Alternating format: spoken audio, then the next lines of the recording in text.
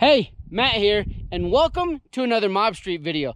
Today, I'm out in the hills with the 2021 TW200, and I've done quite a few things to it, and that's what I wanted to show you, is just the mods that I've made to it so far.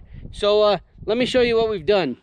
So, as you can see, the very first thing, well, not the very first thing, but the first thing we'll talk about is the Cycle Rack's front rack. Now, I've got a video showing you how to install that. The Cycle Rack's front rack, and then we have the Cycle Rack's rear rack. Now, they've changed in the last couple years. They've gone from the gray, which is on my 2019, to this hammer black, which I think matches the 2021 colors quite well. So, there's the rack set that we've done on there. Go ahead and enter rack jokes now. And we've got next our Tusk D-Flex handguards with the MX shields. Now, if you've watched any of my other videos, you've seen that I have literally beat the tar out of these things and they just keep going. So I installed them on this bike, but let me show you something here. See these? The top brackets for the mounts. If you take a closer look, I had to round those off quite a bit. Now, these are the stock handlebars, so if you're gonna install them on the stock bars, that top bracket is pretty chunky. So here's a picture of it right here. You can see the difference between the old and the new. With these ones, I definitely had to take them down quite a bit. I used a belt sander with 80 grit paper to do it. Worked out well, just took a little while. So if you buy the D-Flex handguards from Rocky Mountain ATV, just know if you have the stock bars, you're gonna have to make slight modifications on those top bracket or those top clamp brackets to make them fit the stock bars. So other than that though, they've been awesome. And on the 2021, I added the Tusk handlebar risers.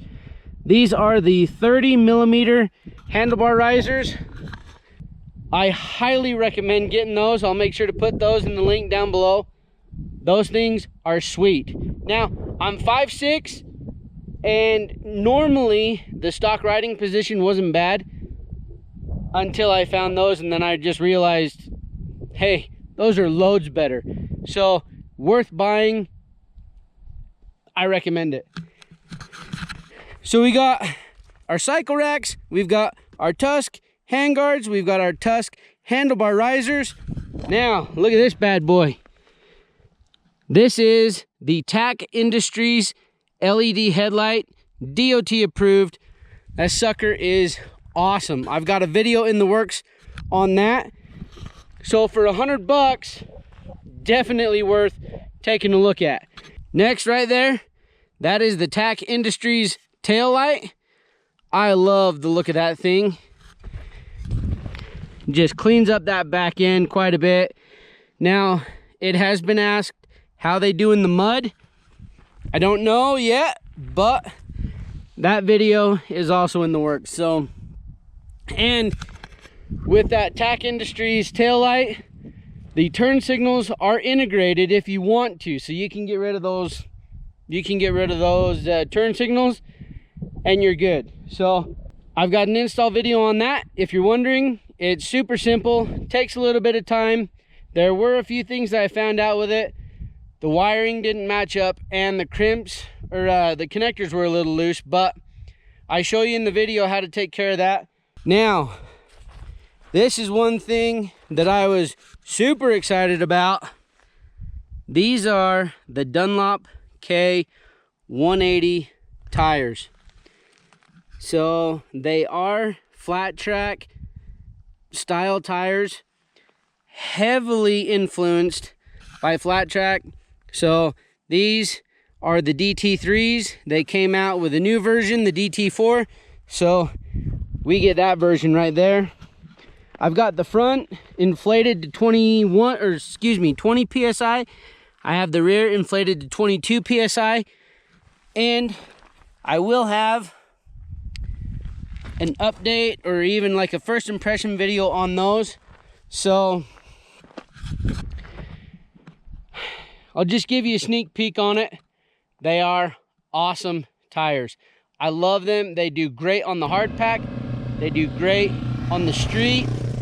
The loose stuff, they get a little squirrely, but it's a controlled squirrely, if that makes sense. So they are a great tire. Now, that being said, on Rocky Mountain's website, they're almost 3 times as much as the Shinko SR241. So the back one, if I'm not mistaken, was about 135, and the front was 132. So far, I've been really happy with them. I want to mess with the PSI a little bit and do a little bit more off-roading with it, just to see, kind of give you a better idea of how those tires handle. So that video is in the works, but just wanted to do a walk around and show you. So these are the Tusk foot pegs like I have on my 2019, and I have been told that those should be ready hopefully soon. Yeah, and let's not forget the Ricochet skid plate. This is the anodized black. It matches those 2021 colors perfectly. Looks great. And obviously there is the sound difference. It does reverberate the sound back up to you. So that sewing machine sound that you always hear, it's a little bit louder, but I live with it because I know that that sucker right there is going to protect quite a bit. So yeah, that is everything that we have done so far to the 2021 TW200. Colors are awesome. Oh, mileage. I am at just under 300 miles. And I've got quite a bit more to go. Yeah, just wanted to give you an update on what we've done so far to the 2021 TW200. If there's any questions or comments, make sure to put those down below. If you want some of these parts, the links, all the links to Rocky Mountain will be in the description. The links to TAC Industries will also be in the description, and the cycle racks will be there also. So anyways, we'll call her there. I hope you found this video informative. If there's, again, questions, comments, let me know, and we'll call her there. I'm Matt. This is our 2021 TW200. This is Mob Street, and thanks for watching.